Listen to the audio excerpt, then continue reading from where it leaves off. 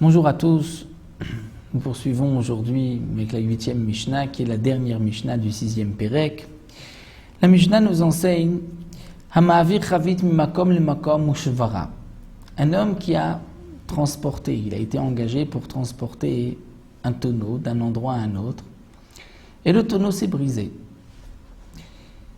Qu'il soit ben shomer chinam, gardien gratuit, ou ben shomer sachar, on lui a demandé de garder le tonneau et il a été payé pour cela. Dans tous les cas, Ishaba, il doit jurer qu'il n'a pas cassé le tonneau volontairement. Que si le tonneau s'est cassé, ce n'est pas de sa faute. C'est sans pshia. Rabbi Eliezer rajoute et dit, c'est vrai, Zévézé Ishavea. C'est vrai, j'ai entendu aussi de mes maîtres qu'aussi bien un shomer chinam qu'un shomer sachar, il doit jurer. Mais je m'étonne. Je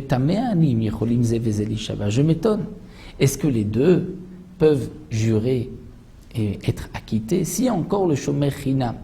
Nous savons que le gardien gratuit n'est responsable que s'il y a eu une pshia, s'il y a eu une négligence. Donc lorsqu'il va jurer, il va dire le tonneau s'est cassé mais il n'y a eu aucune négligence de ma part, je comprends qu'il est dispensé de payer, qu'il est patour. Mais le shomer sachar, dit Rabbi Eliezer, même si c'est vrai que j'ai entendu de mes maîtres que le shomer sachar va jurer, mais je ne comprends pas pourquoi, comment va-t-il s'acquitter de ce qu'il doit payer, puisque même s'il n'y a pas eu de négligence, mais ce n'est pas considéré comme un cas de force majeure, c'est plutôt comme gneva vaveda, comme si l'objet avait été volé ou perdu.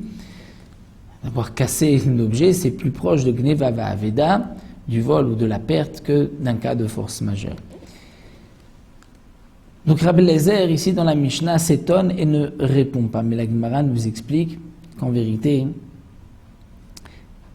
Rabbi Meir pense que ce n'est pas minadin, ce n'est qu'une takana des chachamim. Les chachamim ont institué que lorsqu'un homme transporte un tonneau d'un endroit à un autre, il pourra jurer qu'il n'a pas négligé la surveillance, qu'il ne l'a pas fait exprès, il est patour. Sinon, on ne trouvera pas un homme qui me transportera un objet, puisque celui qui va transporter l'objet va dire « je ne veux pas le transporter, si je tombe, tu vas me faire payer ». Donc, je préfère, les Chachamim m'ont préféré que dans tous les cas, on va faire jurer celui qui a transporté. C'est sûr qu'il n'a pas cassé volontairement et ainsi il va être acquitté.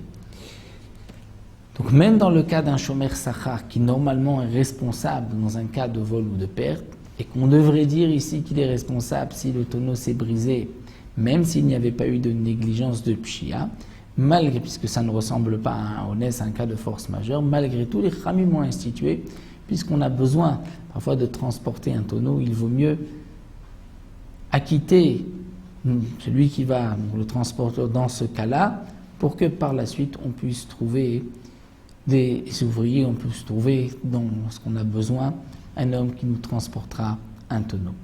Donc ce n'est pas minadin, ce n'est qu'une takana des chachamim. Même si nous avons terminé le 6e Pérek, et on continuera Bezrat Hashem concernant les ouvriers, toujours dans le 7e Pérek, où on va nourrir les ouvriers. Ce sont des dynimes que nous verrons dans le 7e Pérek, que nous étudierons bientôt.